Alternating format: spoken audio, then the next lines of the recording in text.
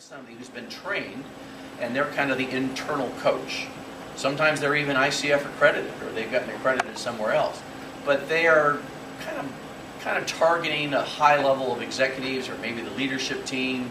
And then sometimes they hire outside coaches like myself to come in and do coaching.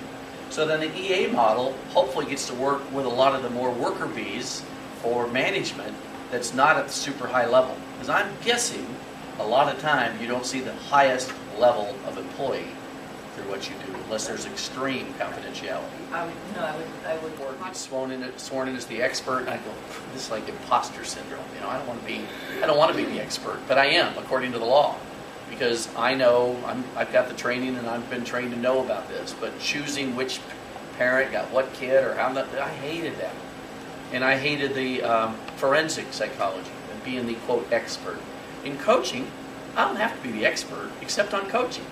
I'm not the expert on their life or their problem or their issue. Now, if I know something about it, if the coaching conversation tends to move into an arena where I know something about, later on I can say, well, you know, you're talking about something I tend to know. I know a lot about time management and using your calendar, and so if you'd like to have some conversation about that, I can offer something that may be helpful, maybe not. You can decide. That's when I take my coach hat off and put my teacher hat on. But it's good to know which role you're in at times with their team. And you can't always be. I mean, there is a buck stops here. Somebody's the boss. Somebody makes the decisions. But a lot of the best corporations today have incorporated a coaching model in management. You know, back in I think the 70s is when we started to lose middle managers and lose a lot of the assistant. People had to do more themselves. And today there's a lot of virtuality. A lot of people are distance. What do they call that? Where you work by distance? Telecommuting. Yeah, telecommuting. There's more and more of that all the time. So whoever's the manager of that person, if they use coaching skills to instill kind of self-management skill sets you want to look at. Where can you intervene? Where can coaching be of assistance with this person or this team?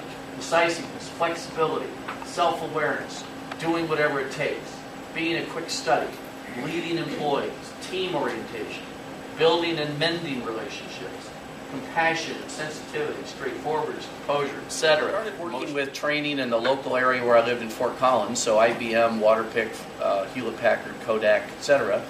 And a short story, then got hired to be the executive coach for a woman's training firm in 1989, 1990, and for 10 hours a week, I actually was the executive coach for the teams that she coached. And that set my foot in the world of really wanting to do more coaching than not. When the popularization of the coaching movement kind of started in the early 90s, I joined Coach University, went to the first International Coach Federation Conference in 2005 in Houston, when there was 186 of us that just kind of showed up there like it was the Celestine prophecy or something. We weren't sure how we got there, what we were doing there. But then it grew to 300, 600, 700, 1,300, 1,800 at conferences. There's now 18,000 members of the International Coach Federation. And I've been on their board of directors, chair of regulatory and ethics and blah, blah, blah. And it's just, I guess you get all this stuff behind you when you're old enough to have hung out in the profession a long time. The letters after my name, which aren't as significant as what they represent, because, you know, I could put even more, but we all know that's not the importance. So the EDD is an educational deficit disorder. Doctor of Education. MCC is Master Certified Coach from the International Coach Federation. The BCC is the brand new Board Certified Coach, and then Certified Wellness Professionals for the National Wellness Institute. I don't say those to boast, I say those to contextualize the fact that all of these things cross over. And I also owned an EAP in Colorado for a while and was a for-hire EAP for many EAPs. So I know the world enough, and I've for years been speaking at conferences at EAP about really a lot of what you're doing is coaching anyway. So let's learn about how that has changed, how that has evolved, how it plays a big, big role in coaching today.